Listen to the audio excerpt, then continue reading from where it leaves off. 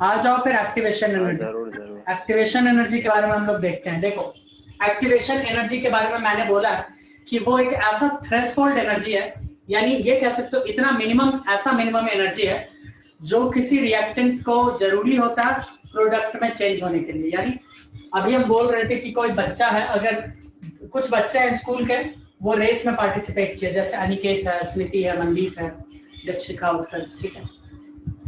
अब क्या हुआ, रेस हुआ, पार्टिसिपेट, सब रेस में पार्टिसिपेट किया, ये फिनिश लाइन है, ठीक है। अनिकेत वहीं पे उसका जूता स्लिप कर गया, गिर गया, है ना, तो वो तो नहीं आ पाएगा, वो नहीं पार्टिसिपेट। दीक्षिका और स्मृति क्या की, यहाँ से जंप कर गए और आगे पार्टिसिपेट, यानी फिनिश लाइन को कंप्लीट कर गए। तो यानी क्या वो विनर बनेगी या नहीं बनेगी? दीक्षिका, स्मृति, बोलो। जंप करके सर, रिबन तोड़ना होता है, साइड फिनिश से लाइन को निकल पार जाओ। किया है, फिनिश लाइन को पार किया, विनर बनेगी या नहीं बनेगी, बताओ। बनेंगे। नहीं बनेगी, हाँ, उत्कर्ष उससे पहले पार कर चुका है, सबसे पहले, ठीक है। तो उत्कर्ष बनेगा या नहीं बनेगा, बोलो। मेंढी फिर सबसे नहीं, वो भी आगे। नहीं बनेगा, उससे पहले मैं मेंढी उससे पहले निकल मैं गया। खड़ा रहूंगा मैंने सर। स्टार्ट ही नहीं कर पाया, ठीक है, शरीर में ऊर्जा का कमी था, ठीक है। तो उत्कर्ष क्या कर गया, यहाँ पे टॉप कर गया। टॉप करने का कंडीशन देखो, सारे बच्चे इधर उधर होते चले गए, लेकिन उत्कर्ष ने क्या किया, फाइनली ये फिनिश लाइन को पार किया, वो विनर बना, ठीक है। उसके बाद रैंक वैंक मिला है दीक्षिका और स्मृति को भी, बट अनिकेत, मनदीप का मार्केट में दूर दूर तक कहीं कोई जिक्र नहीं। That means what I want to say कि रिएक्टेंट अगर प्रोडक्ट बनना चाहता है तो वो मिनिमम एनर्जी लेवल को उसको पार करना पड़ेगा, ठीक है, जिसको हम लोग एक्टिवेशन एनर्जी कहते हैं। समझ में आया? वापस क्यों समझा रहे हो? इसका अभी ग्राफ हम बनाएंगे, और ग्राफ बनेगा टेम्परेचर का और रिएक्टेंट का, या फिर रिएक्शन प्रोग्रेस भी कहीं कहीं तुम देखोगे। हम कैटलिस्ट के बारे में भी अभी बताएंगे कि कैटलिस्ट का यूज कर लेते हैं तब क्या होगा, है ना, या नहीं होगा तो क्या होगा। तो हम यहाँ पर बात कर रहे हैं एनर्जी लिखते हैं, टेम्परेचर लिखते हैं, बात तो बड़ा बना ना, तो हम लिख देते हैं एनर्जी। दिखा ये एनर्जी, यहां पर लिख देते हैं रिएक्टेंट, ठीक है, या फिर रिएक्शन प्रोग्रेस लिख देते हैं।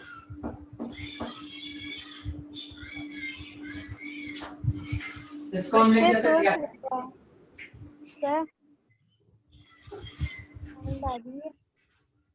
अब देखो इधर, मुझे एक बात बताओ कि हर रिएक्टेंट के पास अपना कुछ ना कुछ एनर्जी तो स्टोर होता है या नहीं होता है, बताओ मुझे।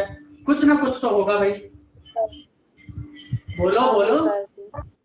ठीक है, होता है हम मान लिए कि ये उसका रिएक्टेंट का इनिशियल एनर्जी है, जिसको हम दिखा रहे हैं ER से दिखा दिए, ठीक है। किससे दिखा दिए, ER, capital ER, small r, energy of reactant. और हम बोल रहे हैं कि इसका एक्टिवेशन एनर्जी ये है इतना, ठीक है। और इससे जब प्रोडक्ट बनेगा तो एनर्जी बढ़ाना पड़ेगा, और ये एक्टिवेशन एनर्जी को पार करेगा, तभी बनेगा कि नहीं बनेगा प्रोडक्ट, मुझे बताओ। तो मान लेते हैं कि यहाँ पे प्रोडक्ट है P, प्रोडक्ट है ये P बन गया, ठीक है। तो एक बात बताओ, इस प्रोडक्ट के पास भी तो अपना कुछ एनर्जी है, तभी तो ये यहाँ पे रुक गया।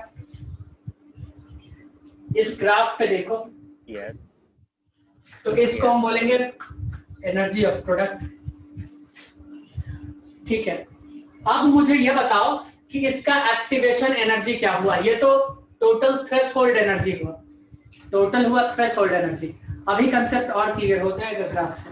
मैंने बोला है ना कि मिनिमम एनर्जी देना पड़ता है जो उसका ऊपर से कूद के जाओ। तो एक बात बताओ, रिएक्टेंट के पास तो हम बोल रहे हैं कि इतना एनर्जी पहले से था, इस थ्रेशोल्ड एनर्जी को पार करने के लिए तुमने कितना दिया दीक्षिका? क्या तुमने बस इतना दिया है? Yes sir. अनिकेत, क्या तुमने बस इतना एनर्जी दिया? ये होता है एक्टिवेशन एनर्जी। अब बोलो, और ये तो था एनर्जी ऑफ रिएक्टेंट। अब बोलो क्या समझ में आया? हाँ थ्रेशोल्ड एनर्जी। ठीक है, तो ये रिएक्शन प्रोग्रेस का था, ये एनर्जी का था। अब देखो इसी से एक दूसरा हम ग्राफ बना रहे हैं। इसमें मैंने क्या दिखाया है कि प्रोडक्ट का एनर्जी रिएक्टेंट के एनर्जी से थोड़ा ज्यादा है। दिखा कि नहीं दिखा? बोलो, अरे भाई दिखा कि नहीं दिखा? यस सर दिखा। ठीक है, अब हम दूसरा ग्राफ दिखाएंगे जिसमें हम प्रोडक्ट के एनर्जी को कम कर देंगे और अंतर भी हम दिखाएंगे कि क्या होता है, किस तरह का रिएक्शन होगा। आओ एक छोटा सा ग्राफ बनाए, है ना, यहाँ पर।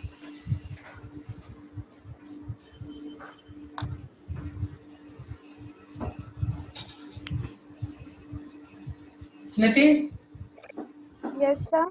क्या समझ में आ रहा है तुमको? सर जो अभी आपने समझा समझ आ गया मुझे। क्या? हलवा कैसे बनाना है? हैं? क्या? हलवा कैसे बनाना है? ये तू ही सीख ले।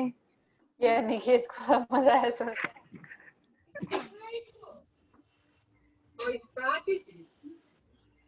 तो अनिकेत को भी आता होगा।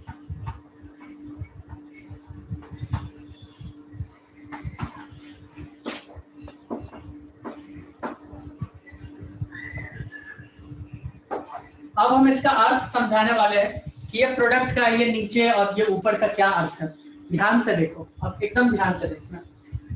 इसमें तो तुम लोगों को पता चल रहा होगा कि प्रोडक्ट का एनर्जी रिएक्टेंट के एनर्जी से ज्यादा है, ये तो पता चल रहा है ना? बोलो। Yes sir. ठीक है, तो इसका मतलब यहाँ पर क्या हो रहा है कि तुम जितना एनर्जी दी, यहाँ पर तुम इसको जितना एनर्जी दी, ठीक है, किस चीज के लिए? बॉन्ड को तोड़ने के लिए। भाई बॉन्ड टूटेगा, यहाँ पर एनर्जी, जब बॉन्ड टूटता है, बॉन्ड ब्रेकिंग, है ना, बॉन्ड ब्रेकिंग क्या होता है? एनर्जी रिक्वायर करता है, उसके लिए उसको एनर्जी चाहिए होता है। कितने लोगों को ये बात पता है? और बॉन्ड जब फॉर्मेशन होता है तब एनर्जी रिलीज होता है, ये पता है? हाँ सर। हाँ तो सर। बॉन्ड जब ब्रेक हो रहा था तो एनर्जी का रिक्वायरमेंट हो रहा था, तो एनर्जी दिया जा रहा था। जब बॉन्ड बनने लगा, प्रोडक्ट वाला सीन, बॉन्ड बनने लगा तो वो खुद एनर्जी को लिबरेट कर रहा है और एनर्जी कम होता जा रहा है। देख रहा, सबको दिख रहा? हाँ दिख रहा है सर। ठीक है, तो एनर्जी कम होता गया, लेकिन वो कब तक कम होगा? जब तक उस प्रोडक्ट का जो एक्चुअल एनर्जी है वहां तक ना आ जाए। तो मैंने बोला यहाँ तक। अब एक बात बताओ ध्यान से, यहां से लेके यहां हम EA का वैल्यू लिख रहे हैं कि मान लो तुमने 50 जूल दिया। कितना दिया तुमने?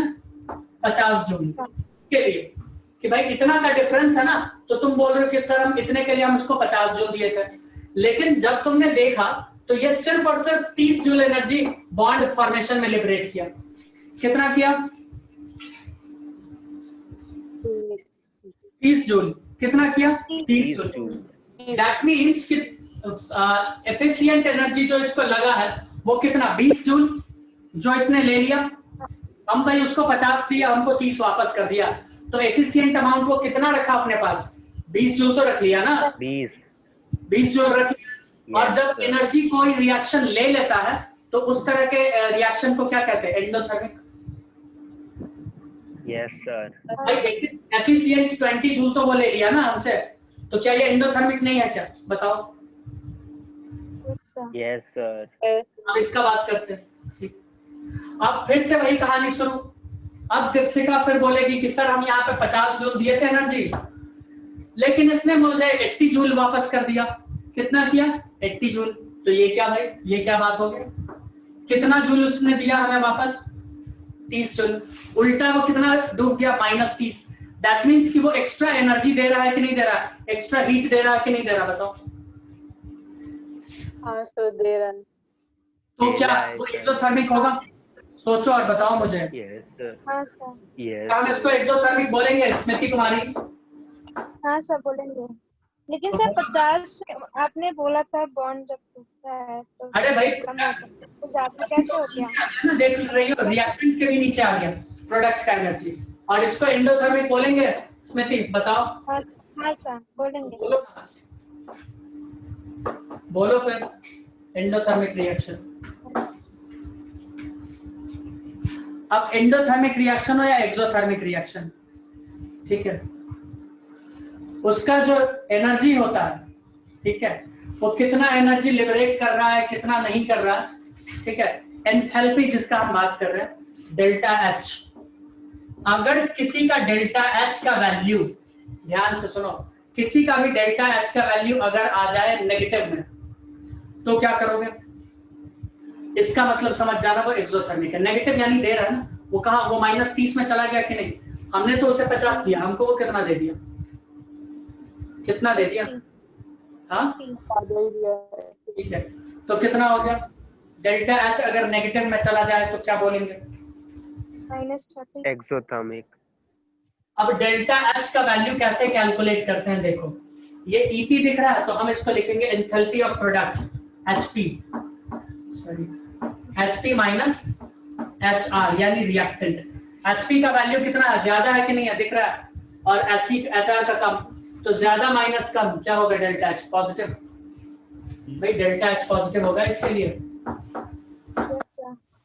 Yes sir. और इसके लिए डेल्टा ये वाला, इसको मत कैलकुलेट करना, हम तो कंसेप्ट के लिए समझाएं। अब डेल्टा ये प्रोडक्ट का देखो एचपी, और इसका देखो ज्यादा, तो कम माइनस ज्यादा नेगेटिव होगा, यहाँ पे लिखो। ओ सर क्या पढ़ा दिया, ये क्या है? ज्यादा में से रुको। कम। ओ सर रुको 2 मिनट, रुको।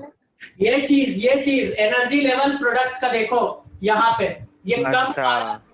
माइनस ज्यादा वाला, कम माइनस ज्यादा क्या होगा? माइनस नहीं होगा। आपने बोला था माइनस ओके ज्यादा ओके। करना। हम बार बार बोल रहे हैं, इसको अब- हम समझाने के लिए लिया, इसको मैंने समझाने के लिए लिया है, ठीक है। और ये एक्चुअल होता है ये वाला चीज, ये वाला कि भाई प्रोडक्ट का कितना एनर्जी, फाइनल एनर्जी प्रोडक्ट के पास कितना है और रिएक्टेंट के पास इतना, तो प्रोडक्ट माइनस रिएक्टेंट, यानी फाइनल माइनस इनिशियल करते हैं ना, तो final minus initial, final minus, ठीक है, होगा या नहीं होगा? तो उसको होगा। हाँ, होगा किसी सर। को डाउट तो होना ही नहीं चाहिए, मुझे ऐसा लग रहा है, ठीक है। नहीं है। Very good. अब देखो, ये रिएक्शन, ये ए से बी बन रहा था, रिएक्शन उसके लिए था। रिवर्सिबल रिएक्शन के लिए अलग होता है, रिवर्सिबल रिएक्शन के लिए भी मैं बनाऊंगा ग्राफ, ठीक है, तो उसका भी टेंशन मत लेना, ठीक है। टाइम 6:50। ओके, अब इसमें एक सवाल दे देते हैं हम तुमको, कल देंगे सवाल, ठीक है। कैसे एक्टिवेटेड कॉम्प्लेक्स कैसे बनता है इसमें हम कल बता देंगे, ठीक है। कल मतलब नेक्स्ट क्लास में। ओके बच्चों, मुझे लगता है कि ये चीज समझ में आ गया होगा कि एक्टिवेशन एनर्जी क्या हो रहा है ना स्मृति? ओके ठीक है बच्चों, बाय बाय। रुको।